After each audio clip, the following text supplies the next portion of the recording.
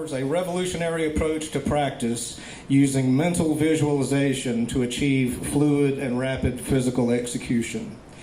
He calls this Ideo-kinetics. Now, Ideo-kinetics has been used by dancers. It was something they came up with a long time ago to like rehabilitate injured dancers, and they focus on the visual, and the mental imagery of movement.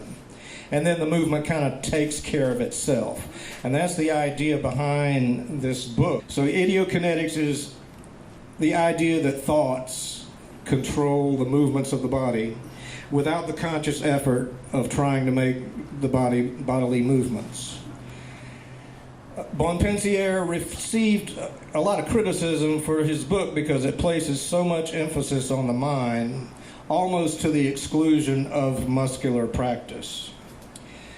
Yet much of what he said is useful for removing extraneous effort from the acquisition of technique. The book, I actually, after finding that dissertation and reading some of that, I actually found a download for the book.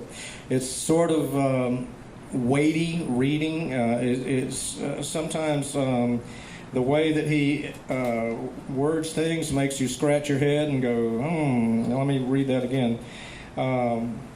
Anyway, his definition of idiokinetics is a technique which grants to voluntary acts the wisdom and competence displayed in the voluntary functions of the organism. So I think I know what that means. In physio-kinetics, so physio-kinetics is kind of like the opposite.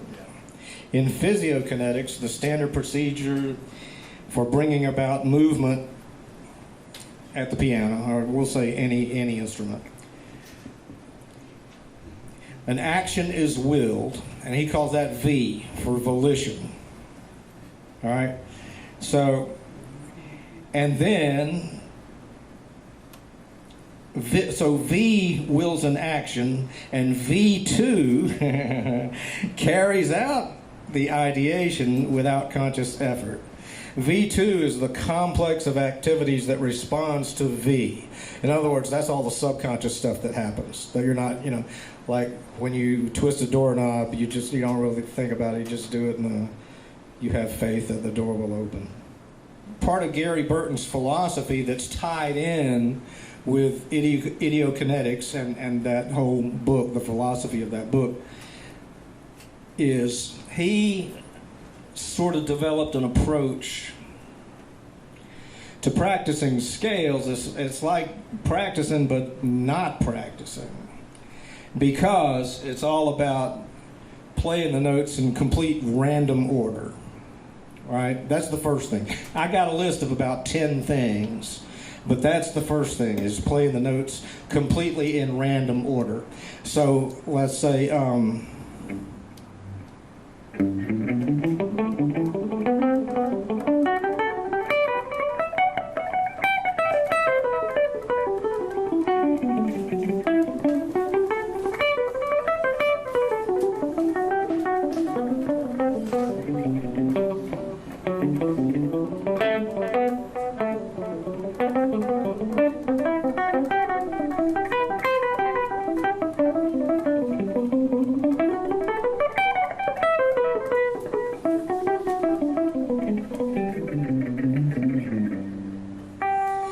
so that's the first thing, is you play the notes in random order. And then we'll break it down into a way that, say, somebody who, like if you were playing an E flat and you didn't know that you could grab...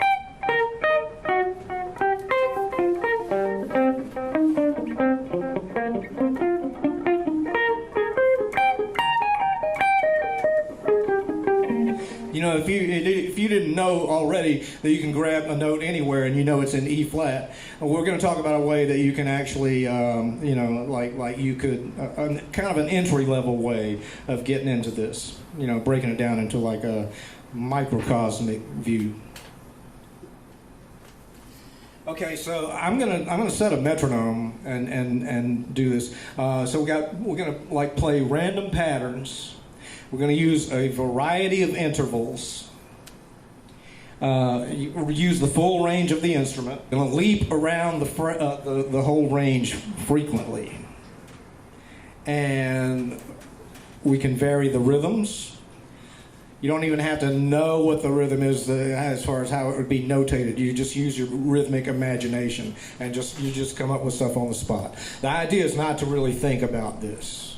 You know, if you think about it, you're going back into physio-kinetic.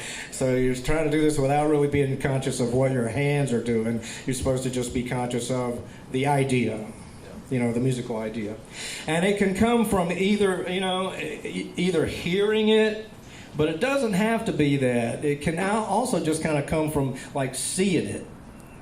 I was watching a clinic that Julian Lodge was giving, and he said the same thing. He said he's a very guitaristic kind of player. He says, you know, a lot of people say you're supposed to hear something and then play. He says, I don't really do that. I just kind of like see it, you know.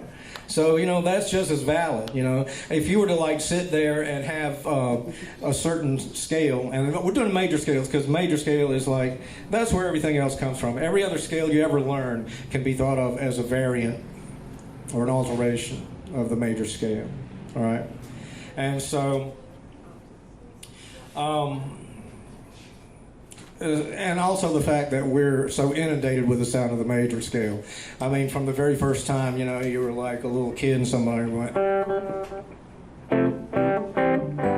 you know, you got the major scale embedded in your brain forever, for better or worse.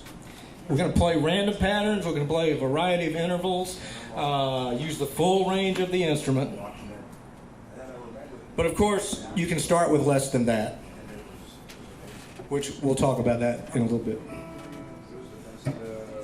Leap around the range frequently, vary the rhythms, and then we're going to switch from playing single notes to improvising chords. And it's just chords within scale. Any group of notes. It can be 2 notes, it can be 3 notes, it can be 4 notes, it can be 5, whatever. You don't have a whole lot of 6-note options, but, you know, it's good to stick to 2, 3, and 4, I think. Sequences, you know, as they come to you. Don't plan them. Just let them come out, and don't stick with one for too long, you know, let it kind of lead into something else. So yeah, alternate lines and chords.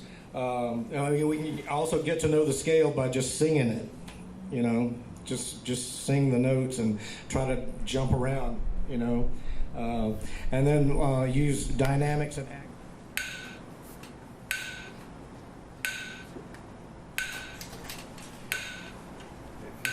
That's just 45 beats a minute.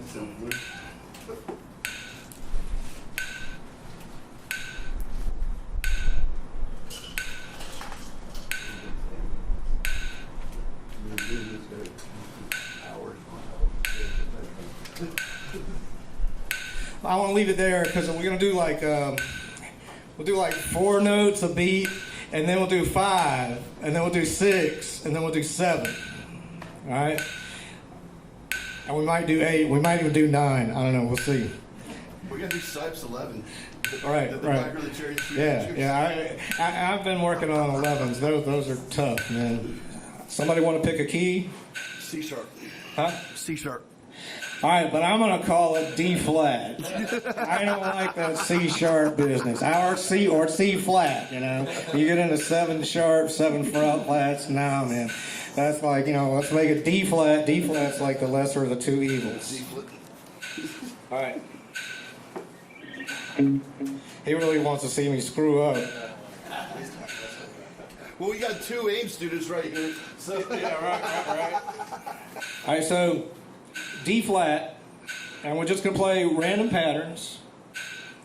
And it's actually good if you do it without like really looking at your hands at all.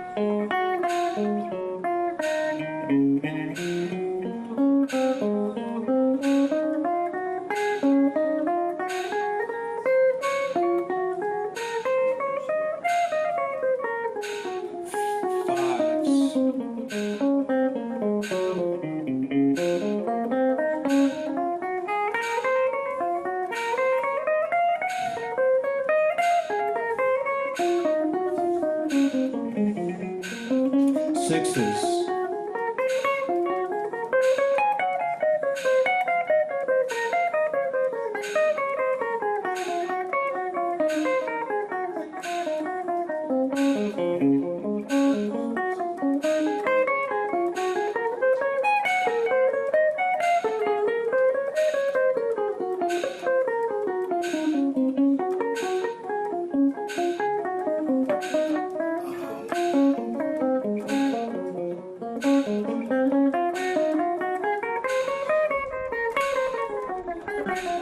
Sevens.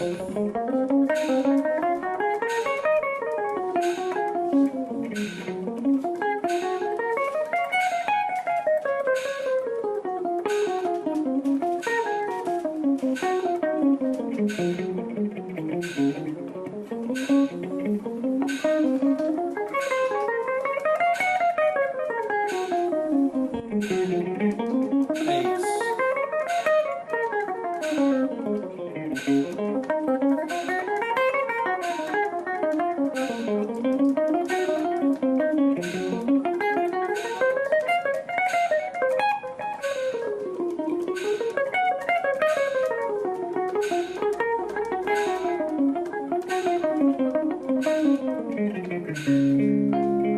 Now chords.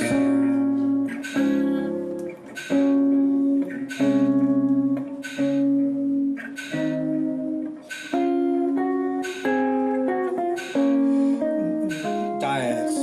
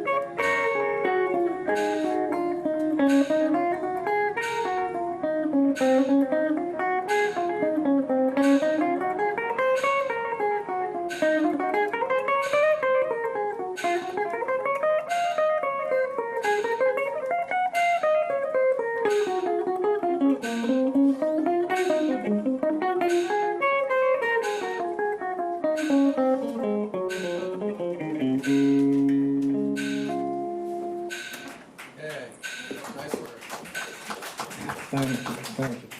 So that's the basic idea. You can do it with or without a metronome. I think it's good to do it sometimes with a metronome and sometimes not. That way, without the metronome, you get the, you get to experience the feeling of freedom, and flowing. And then with the metronome, you get to experience the feeling of brutal torture. So, you can strike a balance between those two things. So at the end there, what I was doing, I was mixing, I mixed sevens and fives. I actually got that idea out of, David, you probably know this book, a book by Gary Chaffee. A great drum instructor, wrote a bunch of drum books. So there was a book called Rhythm and Meter Patterns, I think, and he had a whole, section of like doing all these different notes per beat, and then mixing them together. Mix a 7 and a 3, ba-da-da-da-da-da-da, boom, boom, boom, ba-da-da-da-da-da, boom. And it really keeps you on your toes, try to mix them together like that. Okay, so another thing we could do here, like I said, I want to kind of reverse engineer the whole process.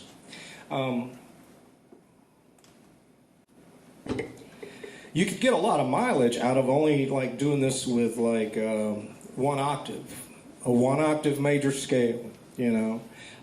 Say C major. I want to go to C major.